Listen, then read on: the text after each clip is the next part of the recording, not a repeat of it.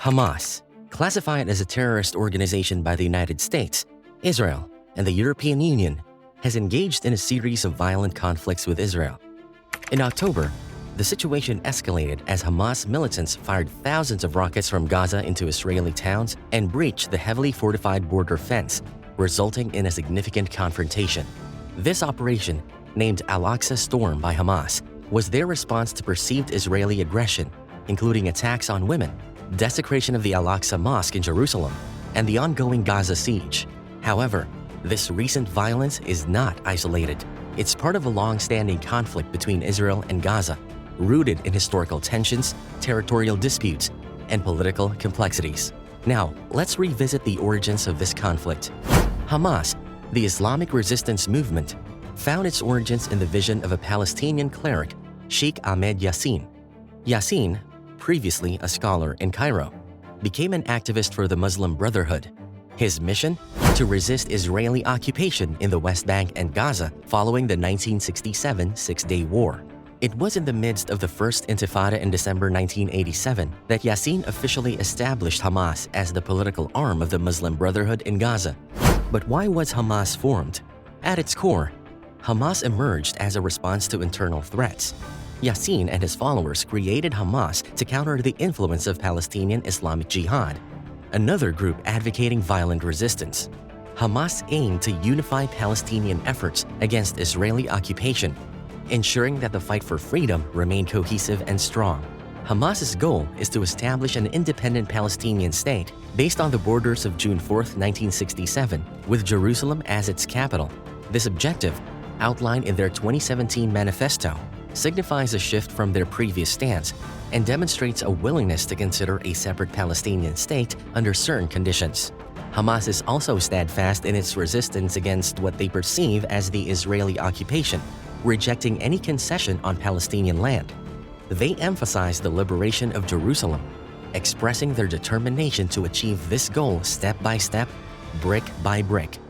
Additionally, Hamas distinguishes between opposition to specific political ideologies, such as what they describe as the racist, aggressive, colonial, and expansionist Zionist project, and not being opposed to Judaism or Jews, as clarified in their revised manifesto. The Palestinian territories experienced a significant shift in January 2006. Hamas, running under the banner of change and reform, won a resounding victory in the legislative elections, securing 44.45% of the vote and 74 out of 132 seats in the Palestinian Legislative Council. This marked a change in the political landscape, leading to the appointment of Ismail Haniyeh as the new prime minister in February 2006. In 2007, Hamas's influence grew, particularly in Gaza, following Israel's withdrawal in 2005. They gained majority control in the Palestinian Authority's legislature due to the social services they provided and dissatisfaction with perceived corruption in the ruling Fatah party. However, this transition was met with challenges. Fatah and his allies ousted Hamas from power in the West Bank, leading to a political schism between the territories. Hamas established governance in Gaza, implementing strict measures such as dress codes for women and gender segregation. In 2007, after a period of chaos, Hamas seized power through force, consolidating their control in Gaza. However, their rule was marred by reports of corruption and growing wealth among senior figures, tarnishing their image. Hamas is not the only influential group in Palestine. The Palestinian National Authority, commonly known as the Palestinian Authority, was established in 1994 following the Gaza-Jericho Agreement between the Palestine Liberation Organization and Israel. Originally intended as a temporary body, it was designed to have exclusive control over security and civilian issues in Palestinian urban lands, while Israeli settlements, the Jordan Valley region, and certain roads remained under Israeli control. This division laid the foundation for the complex landscape of Palestinian politics. The Fatah-controlled Palestinian Authority initially had civil control over areas A and B in the West Bank, as outlined in the Oslo Accords. However, in 2006, Hamas emerged victorious in the legislative elections, leading to a violent conflict with Fatah. Ultimately, Hamas gained control of the Gaza Strip in 2007. As a result, two separate administrations emerged: the Fatah-led Palestinian Authority in the West Bank and a rival Hamas government in the Gaza Strip. Despite occasional attempts at reconciliation, the division persisted, creating internal rivalry within Palestinian politics. Fatah, founded in the late 1950s, has been a significant player in Palestinian politics. Initially focused on armed resistance, the movement shifted towards diplomacy in the 1990s, advocating for a Palestinian state based on the 1967 borders. Following Hamas's attack on Israel, speculation has run rampant. Did Iran back Hamas in their attack on Israel? Iran has consistently denied any involvement in planning this attack. However, their supreme leader, Ayatollah Ali Khamenei, praised the attack in a televised address, leaving many to wonder about their true stance. Iran, despite not engaging in direct conflict with Israel, supports proxy groups in the region, including Hezbollah in Lebanon and Hamas in Palestine. These proxies receive material support, training, and funding from Iran. Iran's development with Hamas is not merely speculative. It's a well-established reality. Despite Iran's denial of planning the recent attack, evidence points to significant support. According to a 2020 State Department report, Iran funnels approximately $100 million annually to Hamas. This financial aid, coupled with technology transfers, has enabled Hamas to build a formidable arsenal of rockets, similar to Iranian designs. Would Iran risk getting directly involved in the conflict? The stakes are high, including access to $6 billion in assets, which have already been restricted by the US and Qatar, pending an investigation into Iran's role in Hamas's capabilities and the attack on Israel. But Iran isn't the only one being suspected of backing Hamas. Erdogan's links to Hamas have been under increasing scrutiny, especially after the group's deadly assault on Israel. He has positioned himself as a mediator, but his ties to the Palestinian militant group have cast a shadow over Turkish-Israeli relations. The Turkish president has held numerous meetings with Hamas's political leader, Ismail Haniyeh. These interactions have spanned several years and have raised questions about Turkey's role in the Hamas-Israel conflict. On October the 12th, Turkey announced plans to send humanitarian aid to the Gaza Strip, setting itself on a path directly conflicting with Israel's military operation against Hamas. This move has escalated tensions between Turkey, a NATO member, and the Israel Defense Forces. President Erdogan has not shied away from criticizing Israel's actions in the Gaza Strip. His anti-Israel statements have backtracked on previous efforts to normalize relations. Erdogan's strong stance on the Palestinian cause aligns with his Islamist ideology, which has underpinned his rule in Turkey for 2 decades. The Justice and Development Party, to which Erdogan belongs, shares an anti-Western and anti-Semitic ideology with Hamas. Turkey has provided a haven for Hamas since it established its headquarters in Istanbul in 2014. Notably, Hamas leader Ismail Haniyeh resides part-time in Turkey, and Saleh al-Aruri, Hamas's West Bank chief, is also based in Istanbul. While Turkey has made efforts to improve relations with its neighbors, including Israel, Erdogan's complex ties to Hamas continue to influence regional dynamics. How will Erdogan's connections to Hamas shape the future of this troubled region? In October 2023, the world witnessed a sudden and devastating escalation of the Israeli-Palestinian conflict. Hamas, the militant Palestinian group, orchestrated a surprise attack on Israel, catching the nation off guard. Thousands of armed Hamas fighters breached a border security fence, launching a coordinated assault. Israeli civilians and soldiers were targeted indiscriminately.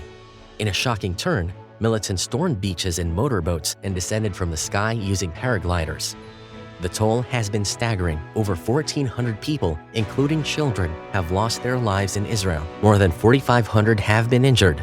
On the Palestinian side, at least 3,400 have been killed and over 12,000 injured, according to the Palestinian Health Authority. Israel responded swiftly with a series of airstrikes that devastated the Gaza Strip. The attacks displaced more than 350,000 residents, creating a dire humanitarian crisis. Approximately 400,000 Israeli soldiers stand ready to confront Hamas militants, many of whom are believed to be hiding in an extensive network of tunnels beneath residential neighborhoods. But what motivated Hamas to launch its assault? According to Ali Barakeh, a senior Hamas official, the attack was a response to Israeli crimes against the Palestinian people in Jerusalem and the West Bank. It aimed to break the blockade on the Gaza Strip and secure the release of thousands of Palestinian prisoners held in Israeli jails. However, the question is whether this goal is realistic. Some argue that it might be too ambitious and would potentially worsen the situation. The attack on Israel would only escalate the situation even further, and Israeli authorities have a high likelihood of not releasing the prisoners, or in the worst-case scenario, harm them.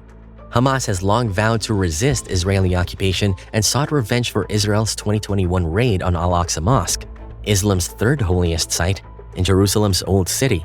The Gaza Strip, under blockade since 2007, has endured worsening conditions, with high poverty rates, dependence on aid, and soaring unemployment. Opposing Israel remains fundamental to Hamas's existence. For some within the organization, this conflict is what they are trained for and what they believe defines their purpose. Panikov suggests that maintaining relevance and preventing defections to more radical groups also motivated Hamas to escalate tensions. The United States, the United Kingdom, Canada, Australia, and even Saudi Arabia have strongly condemned Hamas's attacks on Israeli civilians and expressed support for Israel's right to defend itself. This reflects a global consensus on Israel's security concerns. Conversely, Iran openly supports the Palestinians' attacks on Israel. Qatar, Syria, and Lebanon have criticized Israel's actions, calling for an immediate end to the violence. Hezbollah, the Lebanese armed group, has expressed support for the Palestinian resistance. The Palestinian Authority, led by President Mahmoud Abbas, has condemned Israel's actions. Russia and China have both called for an immediate cessation of hostilities and expressed deep concern over the conflict's escalation. As Israel's military operations intensify, the situation in Gaza becomes increasingly precarious. What lies ahead for Hamas and its allies? One possible outcome is the involvement of neighboring countries. Hamas, with its allies in Syria, Lebanon, and support from Iran, poses a significant challenge to regional stability. The relationships between these nations and Israel are delicate, and any escalation could have far-reaching consequences. Israeli leaders are determined to neutralize Hamas, considering ground operations and intensified airstrikes. The goal? To obliterate Hamas's terrorist capabilities. But the path to achieving this objective is fraught with challenges, as evidenced by the ongoing conflict in Gaza. Countries worldwide are indeed hoping for diplomatic solutions, and international entities like the United Nations are tirelessly working to broker a ceasefire. But many doubt if these efforts will work. People are asking, why would this time be any different? There have already been previous attempts at peace, considering the history of failed negotiations between the two nations. Israel's decision to cut essential supplies like food, electricity, and water to Gaza has escalated tensions. Israel's objective is to eliminate Hamas's terrorist activities, and this stance appears unyielding. Given these circumstances, it's possible that this conflict could perpetuate a cycle of war and violence for a long time, with no immediate resolution in sight. The rise of Hamas highlights the challenges we face in promoting global peace and stability. The relentless struggle for power, the lives impacted, and the geopolitical consequences paint a chilling picture of our time. This conflict isn't just regional. It showcases the human spirit's resilience in the face of adversity. In these turbulent times, it's crucial to remember the wisdom echoing through cultures and eras. In understanding the past, we illuminate the path to a more peaceful future.